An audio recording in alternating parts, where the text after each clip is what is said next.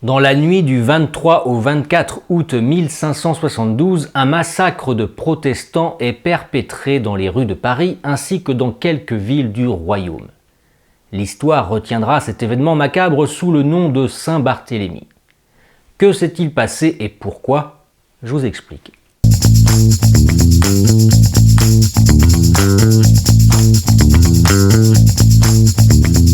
À la suite de la réforme protestante au début du XVIe siècle, la noblesse catholique et protestante de France se livrait une guerre sans merci.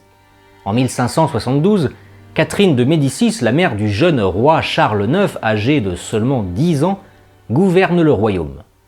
La présence d'une faction protestante dans l'entourage du roi était vécue comme un scandale par les catholiques de la cour royale. Ils voulaient coûte que coûte éloigner le roi de ces hérétiques. La religion catholique était un des fondements essentiels de la société. Les protestants, que l'on appelait aussi les huguenots, mettaient alors en péril l'ordre social et l'unité de la nation. Dès 1560, des protestants s'adonnaient à la profanation des églises, renversaient les croix, interdisaient le culte catholique dans les villes qu'ils contrôlaient comme Montauban, Castres ou encore Béziers. Le 1er mars 1562, les troupes du duc de Guise massacrent des protestants à Vassy.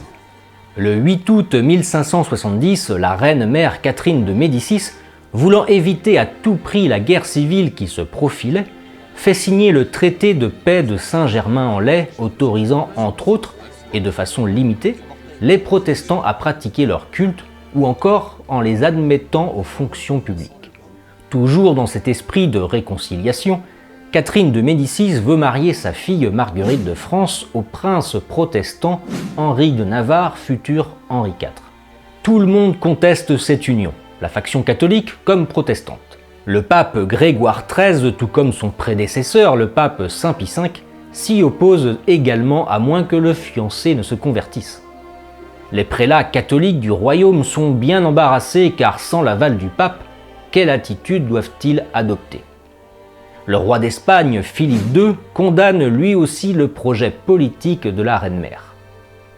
Qu'importe, 10 jours plus tard, le 18 août 1572, le mariage est célébré en grande pompe à Paris par l'archevêque de Rouen, qui avait fini par céder à la reine-mère.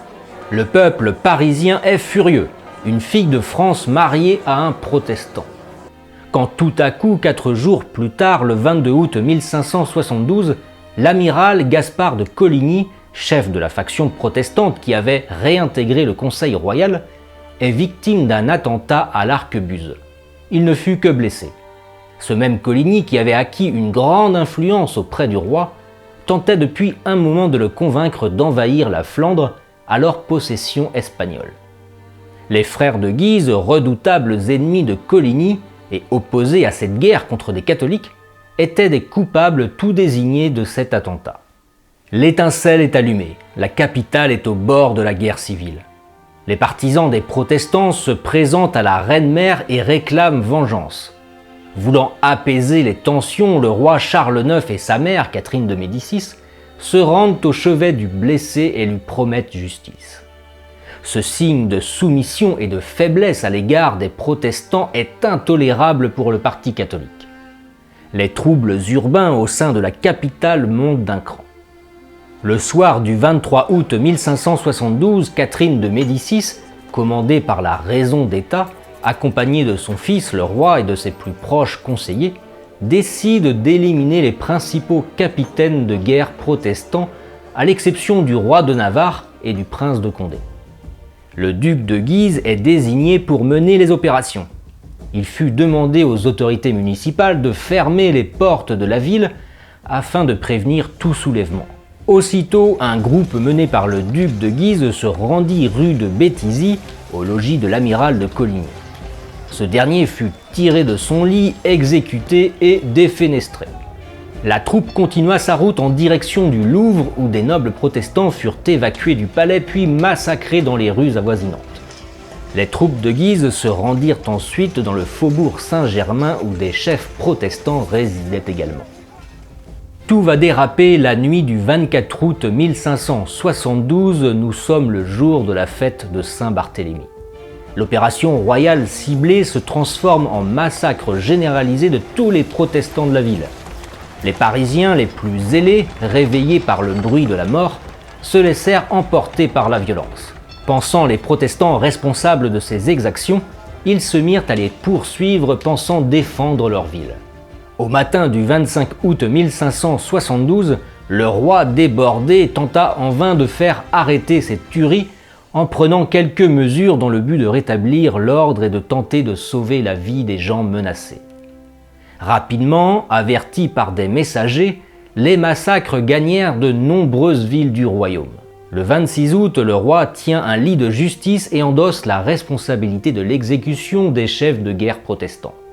Il déclare avoir voulu prévenir l'exécution d'une malheureuse et détestable conspiration ourdie par l'amiral Coligny contre le roi, son État et la reine-mère.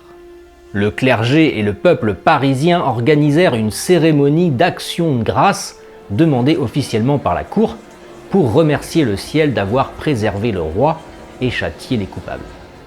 Le roi, qui en plus d'avoir évité un complot contre lui et sa famille, se devait, conformément aux promesses faites lors de son sacre, d'éradiquer toute hérésie de son royaume. Le pape Grégoire XIII, quand il apprit la nouvelle par un ambassadeur de Charles IX, fit chanter un Te Deum à l'église Sainte-Marie-Majeure. Vous avez aimé cette vidéo? N'oubliez pas de vous abonner à la chaîne et d'activer la cloche pour être tenu informé de toutes les prochaines publications, de laisser un commentaire et de partager la vidéo. Et si vous voulez soutenir mon travail, n'hésitez pas à faire un don via ma page Tipeee ou bien de commander un livre de ma maison d'édition, les éditions Vox Gallia. Merci et à très vite, vive la France!